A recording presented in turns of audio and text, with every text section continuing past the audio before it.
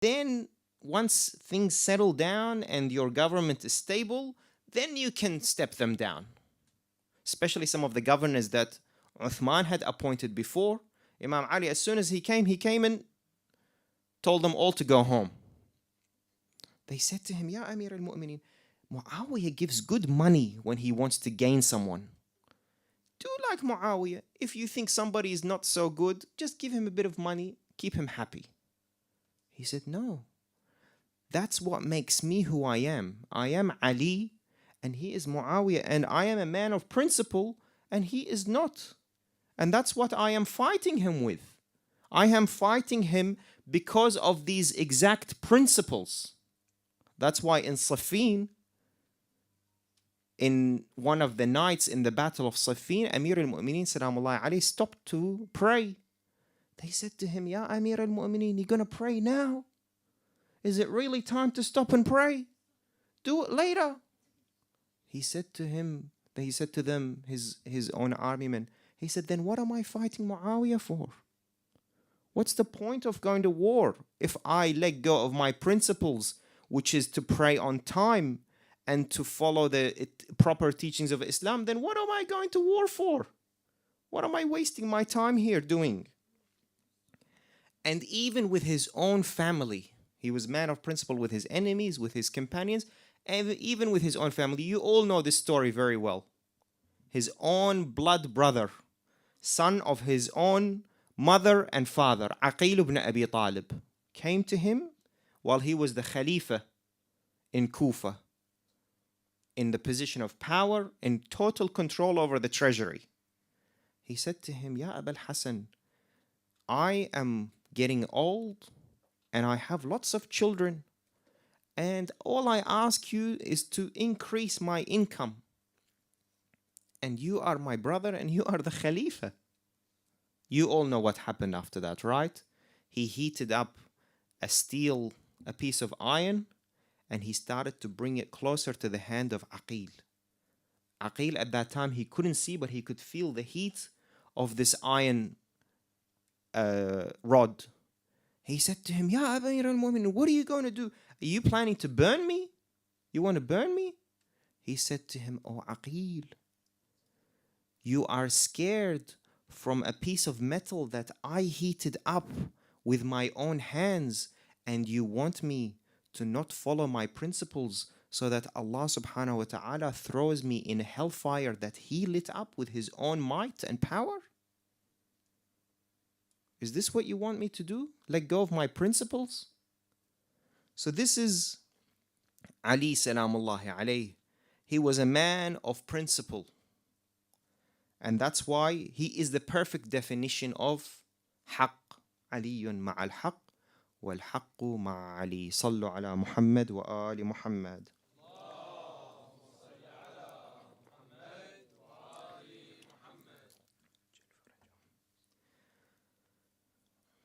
The third characteristic that I wish to share with you is that Amir al-Mu'mineen Salamullahi alayhi was the most selfless human being of his time and that history has ever seen. Selfless. You know, selfless is like the opposite of what we call selfish. Someone who is selfish is someone who just thinks about himself, cares only about himself. As long as I eat, as long as I drink, as long as I have somewhere comfortable to sleep, the hell with the rest of the world.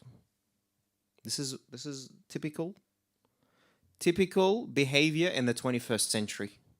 Why we have now our brothers and sisters in Gaza, they are dying of poverty and hunger, and their babies are dying. Their babies can't even cry till they die because they don't have enough energy to cry. They are dying a silent death. But people in this day and age still have the audacity to be filming their food. Look at how big my iftar is tonight. Look at my food, look at my this, look at this, look at the sufra, how long it is. And I'm not saying it's haram to eat, I'm not saying it's haram to enjoy, but I'm saying we have to have some sense of selflessness, some sense of brotherhood, some sense of what is happening around the world. Amir al-Mu'mineen Salamullahi alayhi did not put his head in on his pillow until he made sure that everyone in Kufa was fed, everyone in Kufa was warm, everyone around the world that was under his control and power was in the state of comfort. He would finish all his jobs, he would finish his salah, maghrib and isha, then it would become pitch black. You know, back then, that's it. After salat al-isha, there was no nightlife because there was no electricity, there was no, lights. People would finish salat al-isha and that's it, they would go to sleep. That's when Imam Ali would walk the streets and check, is everyone had their dinner? Has everybody got water to drink? Has everybody got enough clothes and covers to get warm and sleep? He could have appointed someone. He could have said to Qambar, go and check everyone's okay. No. He was such a selfless man that he wanted to do it for himself. And then he walked past a house with this widow. And this widow had crying children, orphans, that were hungry and she had nothing to feed them. So what did she do so that they would settle and stop crying? She put water in the pot and she was stirring the pot, but there was nothing in it. So Imam Ali stands at the door. He says, Ya Amatallah, why are the kids crying like this? She says to him, Ya Abdullah, my husband went to war with Ali ibn Abi Talib and died. And now we don't have anybody to look after us. He said to her, no, you have someone that will look after you. I will go and get you what you need. He went back to the to Baytul Mal. He got for her oil and rice and flour and everything that she needs to prepare a meal. Then he came back to the house. He said to her, what do you want me to do?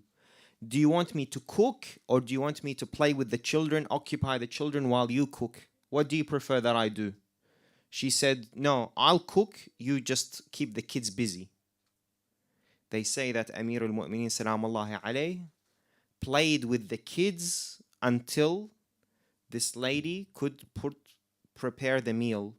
And whilst Ali Salamullahi alayhi was playing with these children, he would say to them, after their mother put the food, he started to feed them with his own hands.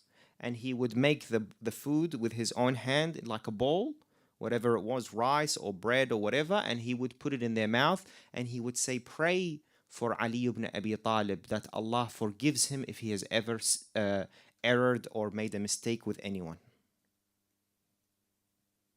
This is the man of selfless nature. He didn't turn around to her and say, hey, what are you doing? I am Ali and I am here to bring you food.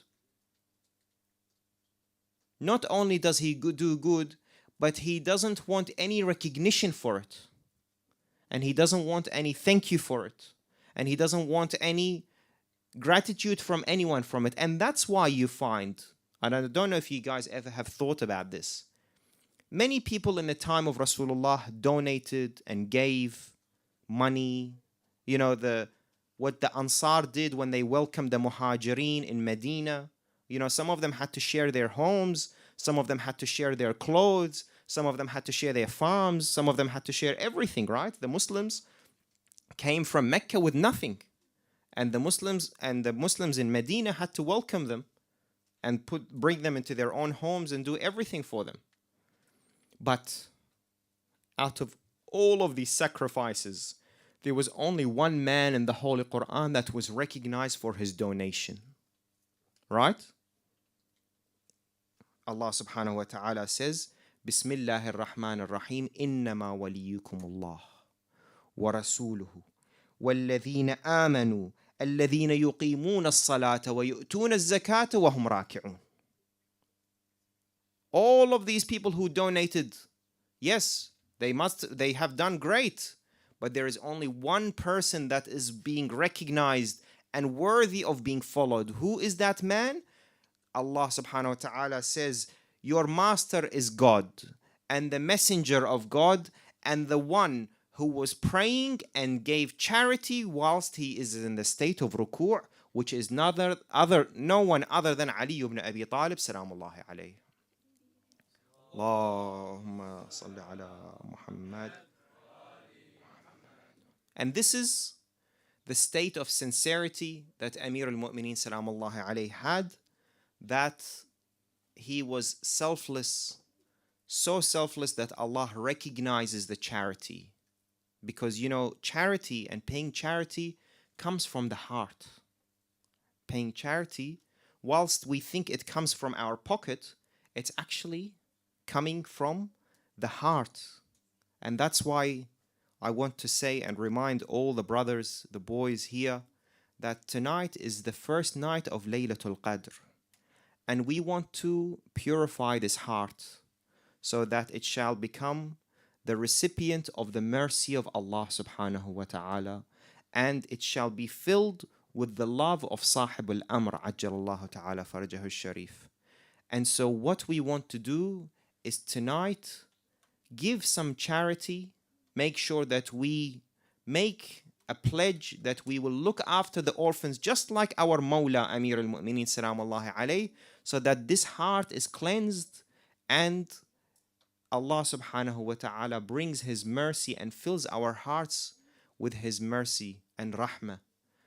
Brother Haji Abu Ammar, may Allah bless him, he has at the back there some boxes for Mu'assasat al-Ain, this mashallah institute that has been blessed by our marja' hafidhahullah ta'ala Samahat al-Sayyid al-Sistani Adam Allahu dhillah.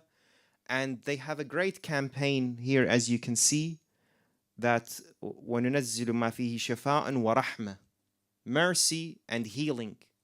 This, for example, if you were to pay $100 to pay and heal by paying the medication costs or the medical procedure of an orphan, trust me, this heals your heart. Just like you are healing the body of an orphan or a needy, Allah subhanahu wa ta'ala in return will heal this heart, will heal this soul. All year we have unfortunately been forgetful. All year we have been sinful. But now, Laylatul Qadr, we want to come back to Allah subhanahu wa ta'ala. And before we start the a'mal, make sure that you go back here and you pay something as simple as, even if it's a $20 food basket for a family in Afghanistan, a family in Iraq to have their iftar, $100 to pay medications or a medical procedure for an orphan child, $200 for helping a child with a wheelchair, something like this. And trust me, in return, Allah subhanahu wa ta'ala will prepare this heart and cleanse this heart and yuzakki al-anfus, so that inshallah, in a few minutes, when we do the a'mal of Layal al-Qadr, you become the recipient of the blessings of Allah. Sallu ala Muhammad wa ali Muhammad.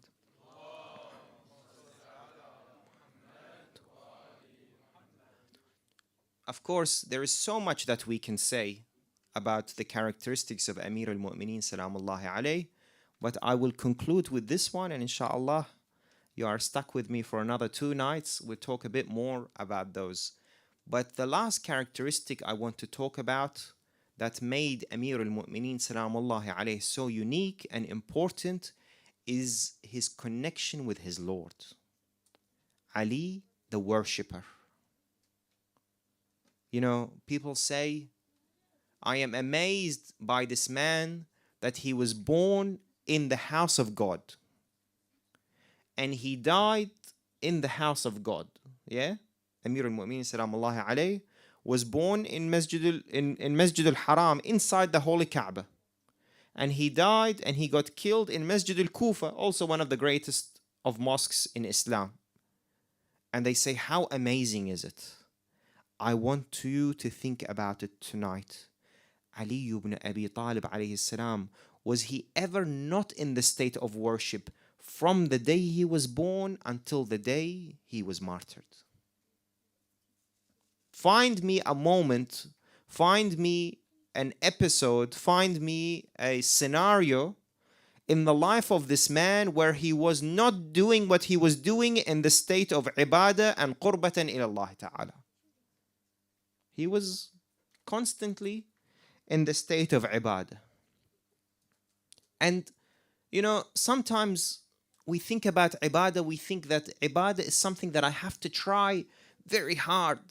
Oh, I'm going to get myself ready for this Laylatul Qadr. I'm going to drink a Red Bull, try to stay up all night. It's like some sort of, it's like a burden that we have to do. Approach ibadah like Ali ibn Abi Talib alayhi salam approached ibadah, with love, with eagerness. He sat with his companions one day in Masjid al-Kufa. May Allah grant us the visitation of Masjid al-Kufa and Amir al-Mu'mineen salamullahi alayhi. And he said to his companions, do you like sitting here with me? They said, oh yes, Ya Amir al-Mu'mineen, of course. We love being, in your company in this beautiful masjid. What more could we ask for? He said, what about being in heaven? Do you like imagine if we had the same sitting but in paradise, with all its beauties and all of its, pleasures. They said, that would be even better. That would be great if we can have the same sitting but in paradise. He said, as for me, I would prefer sitting in this masjid than being in paradise. They said, how? Ultimately, we as believers, we do what we do so that we can go to heaven. What do you mean you'd rather be here than in paradise? He said, because being in paradise is for my own pleasure. But being in masjid is for the pleasure of my Lord. And I would always prefer the pleasure of my Lord over the pleasure of myself. Can you imagine? This is the worshipper. This is the true essence of a worshipper. That worship is something where you always look at my priorities and Allah's priorities. My pleasures, what I want and what Allah subhanahu wa ta'ala wants, and always put the priority and the pleasure of Allah subhanahu wa ta'ala before yours. And that's why, my dear brothers, Amir al-Mu'mineen salamullahi alayhi this is what made Ali who he is. His selfless nature, his worship, his abiding by his principles, which is the principles of Allah subhanahu wa ta'ala. How much of a strong, will-powered person he was, that nothing tempted him. And therefore, this is the perfect night that we take our hearts to Kufa. I have brought with me, and I have translated to recite for you tonight, a translation from the narration of what happened on the night of the 19th of Ramadan, as narrated to us by Mawlatuna Zainab al-Kubra salamullahi alayha. She tells us what happened on this night. Inna lillahi wa inna ilayhi raji'un. وسيعلم الذين ظلموا آل محمد أي منقلب ينقلبون والعاقبة للمتقين. Imam Ali alayhi salam had reached the age of 63 in the year 40 after Hijrah, and he used to break his fast one night in his son's house, Imam al-Hasan al-Mujtaba alayhi salam, and one night in his son's house, Aba Abdullah al-Husayn alayhi salam, and one night in his daughter's house, Zainab salamullahi alayha. And on the night of the 19th, Imam Ali alayhi salam was breaking his fast at his daughter's house, Zainab salamullahi alayha. So she says to us tonight that I served my father with a dish that had a piece of bread and a bowl of yogurt and some salt. So he said to me, O daughter Zainab, you have served me 2 dishes in 1 plate. And you know that I follow the way of my brother Rasulullah, and he never used to eat more than 1 dish in 1 sitting, because whoever spends a long time eating and drinking, he will stand in front of his Lord for a long time. So he ordered me, and I took away the bowl of yogurt and left him to eat the bread and the salt on its own. Then Zainab alayha salam said, I watched him eat a little, then he stopped, then he thanked Allah subhanahu wa ta'ala a great lot. Then he returned to his place of prayer to continue his prayers and supplications, and he was constantly in the state of ruku' and sujood, and he would step outside the house and look at the sky, and he would say, هي والله الليلة التي وعدنيها حبيبي رسول الله صلى الله عليه وآله. It is definitely the night that I was promised by my beloved Rasulullah صلى الله عليه وآله.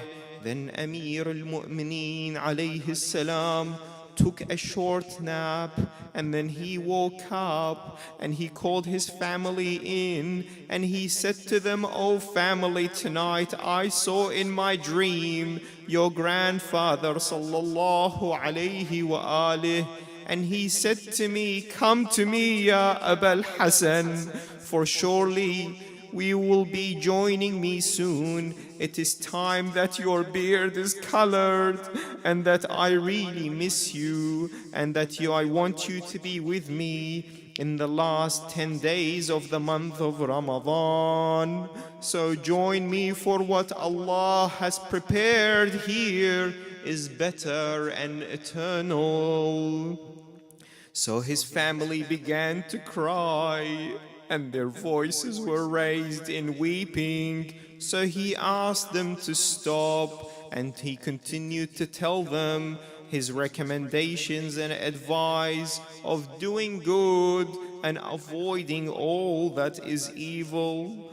Zainab salamullahi alayha then says, Maulana Amir al-Mu'mineen salamullahi alayhi went back to his musalla, and he continued his prayers and a'mal, and he continued to look outside at the sky, and he would say, Wallah ma kadhabt wala kudhibt wa innaha al-laylatu allati wa'udtu biha. اللهم بارك لي في الموت ويكثر من قول إنا لله وإنا إليه راجعون ولا حول ولا قوة إلا بالله العلي العظيم. He would say, I never lied, and I was never lied to. It is definitely the night that I was promised. Then he said, to Allah we belong,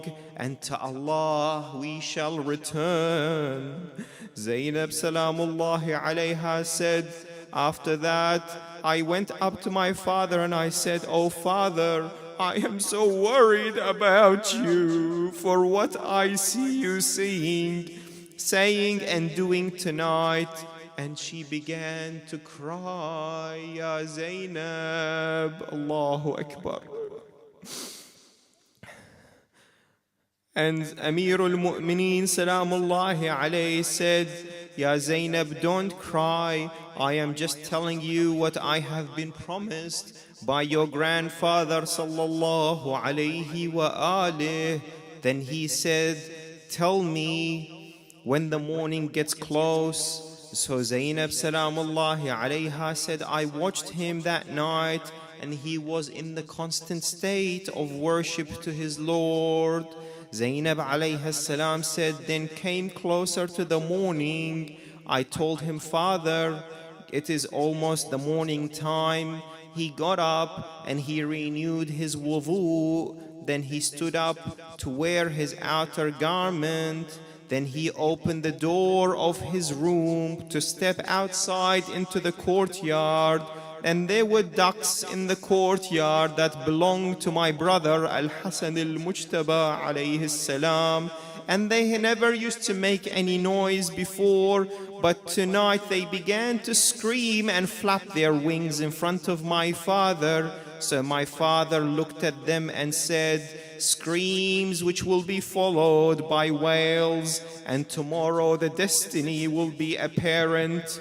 صوائح تتبعها نوائح وفي الغداة غد يظهر القضاء. Then Amir al-Mu'mineen alayhi salam went to open the door of his house, and as he tried to open the door of his house, his belt caught on the door handle. So he stood to fix it. He stood to fix his belt, and he began to say, اشتد حيازيمك للموت فإن الموت لاقيك ولا تجزع من الموت إذا حل بواديك كما أضحكك الدهر كذاك الدهر يبكيك. ثم قال اللهم بارك لنا في الموت اللهم بارك لنا في لقائك. Then he started to walk to the masjid, and he was saying, خلوا سبيل المؤمن المجاهد في الله ذي الكتب وذي المشاهد في الله لا يعبد غير الواحد ويوقظ الناس إلى المساجد. Zainab Salamullahi alayha heard her father saying these things. She went and called her brother Imam al-Hasan. She said to him, "Oh brother, I am fearful for your father tonight. He is not being himself."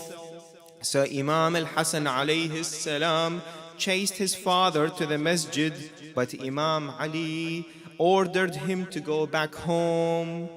When Amir al-Mu'mineen alayhi salam entered Masjid al-Kufa, he stood up to pray his nafila in his mihrab until it was time for adhan.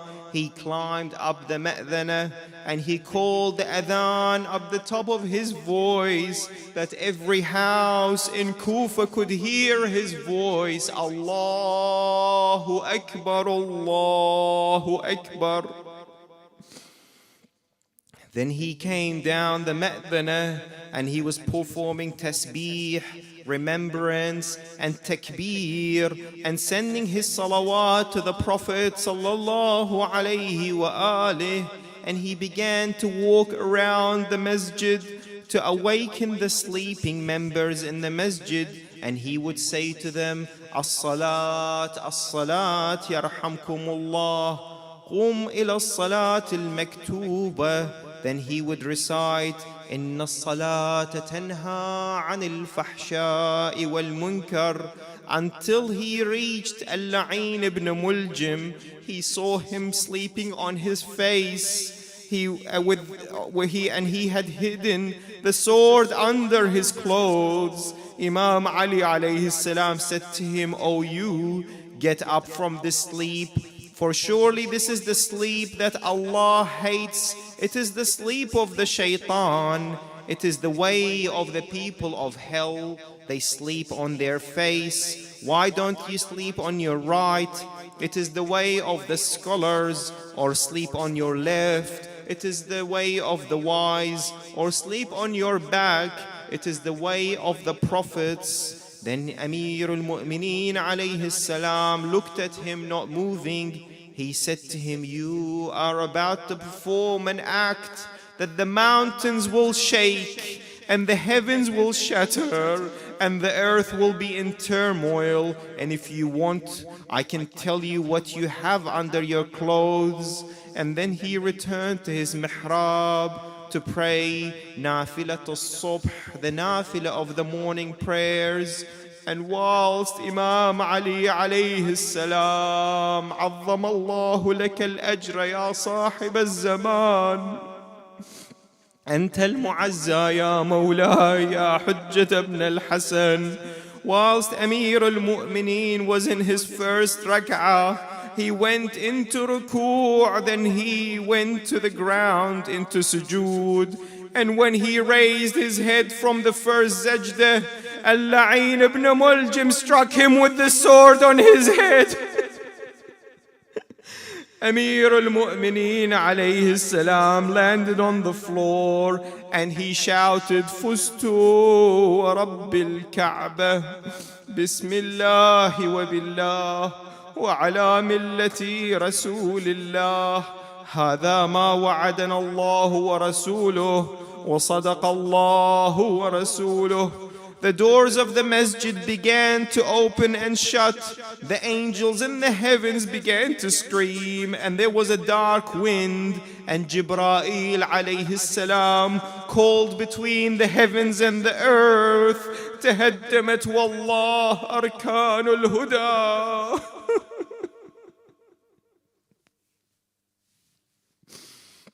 وانطمست والله نجوم السماء وأعلام التقى وانفصمت والله العروة الوثقى.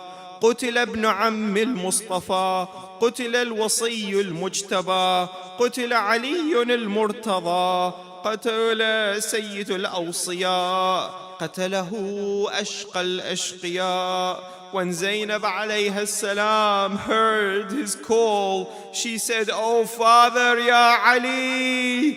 And Hassan and Hussein alayhim salam went rushing to the masjid, shouting, "Ya Abba, Ya Ali." They found their father in his mihrab. His blood was pouring from his head down his face and coloring his beard. So Imam al-Hassan alayhi salam got a yellow cloth and began to wrap it around his head to stop the bleeding. Imam Ali alayhi salam, the first thing he said to his son, "Oh Hassan, make sure you lead salah, for people are waiting to pray." Imam al-Hassan al-Mujtaba alayhi salam stood and led salat al-subh, while Imam Ali alayhi salam could not get up anymore, so he prayed his morning prayers while he was sitting down. Boys and brothers, when you pray your morning prayers, remember your Imam. Tonight your Imam could no longer stand up to do his prayers.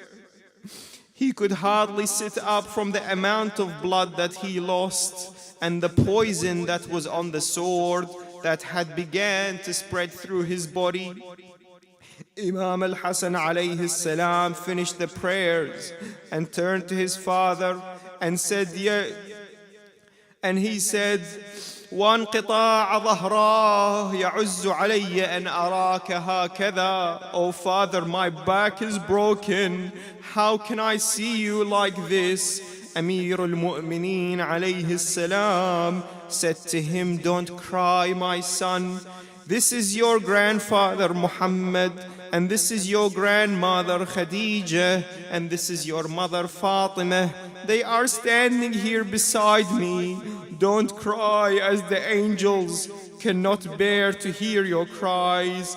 The people of Kufa rushed into the masjid, all shouting and screaming, "Wa imama wa aliya. أجرك الله يا مولاي يا صاحب الزمان وإنا لله وإنا إليه راجعون وسيعلم الذين ظلموا أي منقلب ينقلبون والعاقبة للمتقين." Brothers, it's Laylatul Qadr, the first of Layali al-Qadr, and we have just recited and remembered Mawla al-Muwahhideen wa Sayyid al-Wasiyyin Amir al-Mu'mineen Salamullahi alayhi. So don't miss the opportunity, raise your hands in dua. Bismillahir Rahmanir Rahim.